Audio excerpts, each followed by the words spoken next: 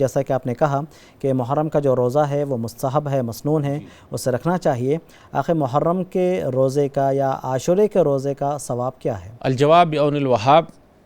ایک چیز پہلے بتا دوں، محرم اور عاشورہ، عاشورہ کا معنی ہوتا ہے دسواں، یعنی 10ویں محرم کو روزہ رکھنا، تو اسی کو بولتے ہیں محرم کا روزہ رکھنا یا عاشورہ کا روزہ رکھنا۔ اس کا ثواب کیا ہے؟ وَصِيَامُ يَوْمِ عَاشُورَىٰ أَحْتَسِبُ عَلَى اللَّهِ أَن يُكَفِّرَ السَّنَّةَ الَّتِي قَبْلَهُ۔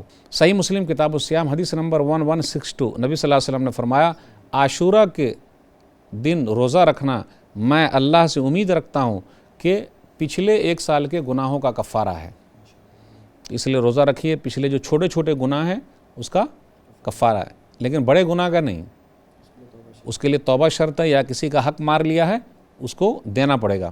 مرسی ایجوکیشن سسٹم آپ کے لیے، آپ کے اہل خانہ کے لیے، لڑکیوں کے لیے، بزرگ خواتین کے لیے، معصوم بچوں کے لیے بہترین عالمی سطح کا تعلیمی نظام لا رہا ہے۔ عقیدہ، دین، فقہ، تجوید، ایسے اسلام کی بنیادی بہترین تعلیمات سکھائے جائیں گے۔ لہٰذا آپ اپنے بچوں کو، گھر کی خواتین کو ضرور اس پروگرام میں شریک کروائیں۔